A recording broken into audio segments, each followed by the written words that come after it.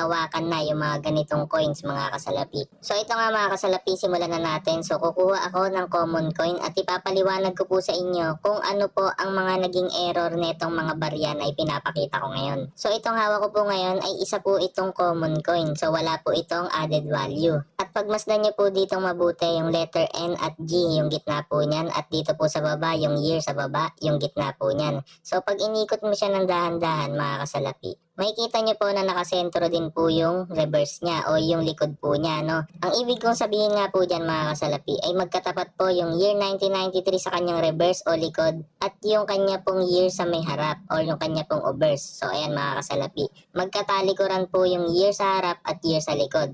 At nakasentro po yung linya dyan po sa may gitna. At kapag inikot mo nga siya mga kasalapi, ganyan po yung makikita nyo. Nakapantay lang po siya, no? So ayan po yung common coin. At dumako naman tayo dito sa 5 piso coin na nabili ko po nung nakaraang taon mga kasalapi. So ito po yung isa sa mga nabili kong coin na may mataas na halaga at isa ito sa mga pinaka-paborito kong coin na nabili ko mga kasalapi.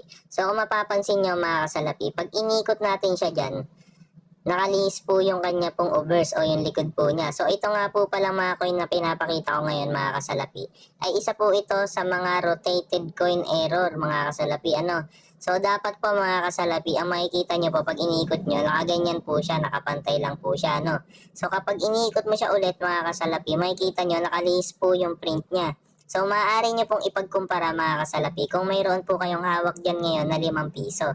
So sunod naman natin mga kasalapi ay ito pong nabili ko rin po nung nakaraang taon. So nakapost po yung mga video niyan sa aking pong YouTube channel mga kasalapi. So ito namang year 2012 na 1 piso coin na to mga kasalapi. Pag tiningnan nyo po dyan, no, ito po ay konti lamang po yung error nito kaya hindi po ganong kataasan yung value nito. So makikita nyo pag inikot nyo siya mga kasalapi, nakalihis lang po siya ng bahagya or konti lang yung kanya pong pagkalihis ng kanyang obverse. So ito mga kasalapi, ikot po natin ulit ng dahan-dahan. So makikita nyo nakapaling po yung kanyang print o yung kanya pong obverse, no? So dumako naman tayo dito sa 1 piso coin na year 2014 mga kasalapi. So nabili ko nga rin po ito sa mataas na halaga. So isa nga ito sa mga pinaka-paborito ko rin coin mga kasalapi dahil ang error po nito ay kakaiba rin, no? So makikita nyo sobrang nakalihis po yung kanyang imprenta. So kung hindi nyo po magets mga kasalapi, maaari po kayong kumuha ng 1 piso coin at gayahin nyo lang po yung ginagawa ko. So pag yan po ay hindi po nakapantay yung print niya,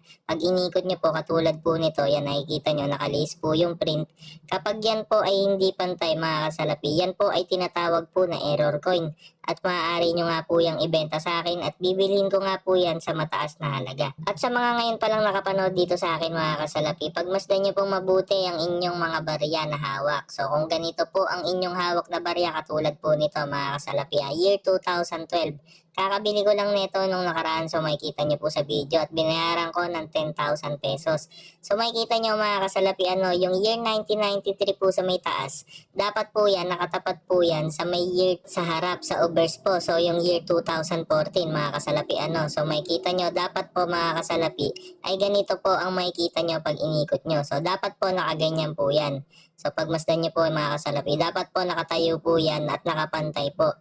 So ganito mga kasalapi, pag inikot ko itong error coin na ito, makikita nyo, nasa ilalim po or nakabaliktad po yung print, no? So ito po ay error coin mga kasalapi. Napakagandang error po nito, no? Kaya naman binayaran ko siya ng 10,000 pesos. At ito naman mga kasalapi, makikita nyo sa may live ko nung nakaraan. Ito po yung pinakita ko na rotated die error. So dun po sa may live ko nung nakaraan mga kasalapi, Ito naman po kakaiba rin po yung imprenta nito. So medyo kakaiba to kasi NGC to o New Generation Currency. So kahit ako mismo nagtaka ako dito mga kasalapi, nagulat din ako kasi NGC na to mga kasalapi. Pero makikita nyo rotated die error coin po ito. So yan, pag inikot ko po siya dyan mga kasalapi, makikita nyo nakapaling po. So yan yung pinakaguhit, yan po yung titingnan nyo, no? So dapat po pag inikot ay nakaganito po siya. So ayan mga kasalapi, pwede nyo pong ikumpara doon sa mga hawak nyo dyan ngayon na 5 piso na NGC. So ayan mga kasalapi, pag inikot ko siya ng dahan-dahan mga kasalapi, makikita nyo nakapaling po yung guhit. Yan lang po yung titingnan nyo, hindi na po kailangan na kung ano-anong goma or ano pa man. So makikita nyo po dyan sa may guhit mga kasalapi. So ayan, ulitin ko, pag inikot nyo po siya, ayan, makikita nyo, nakapaling po yung kanya pong imprenta. So ito po ay certified na error coin mga kasalapi. At ito naman dumako tayo dito sa 10 piso na nabili ko nga sa halagang 10,000 pesos din po yan mga kasalapi.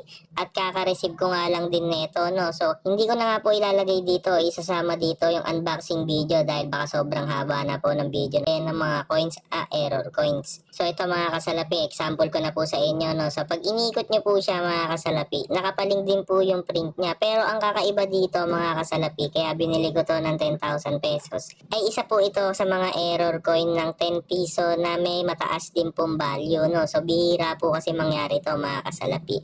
So pamilyar naman po kayong lahat sa 10 pesos po natin, ano. So meron po yung ring and po yung kulay silver, tapos yung kulay yellow naman po sa gitna na metal.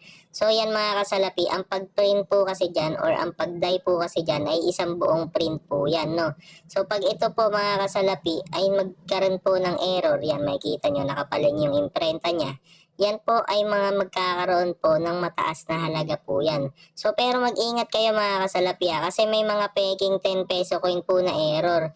Lalo nga po, natatanggal nga po yung gitna po niyan, no. So ito, may papakita ko sa screen nyo mga kasalapi. So ayan po ay hindi po error coin yan, no. So ito po ay man-made error.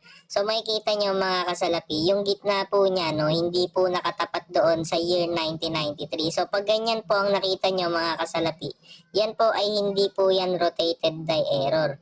Kasi po mga kasalapi, ang pag-print po dito sa 10 pesos ay isang buo po yan. So malabo po na magkaroon po ng error coin po na magkapaling po yung gitna at yung kanya pong ring, no. So napakadami nag-aalok sa akin ng 10 pesos na katulad po niyan, no. So hindi ko po binibili yung mga ganyang error dahil hindi naman po yan totoong error coin.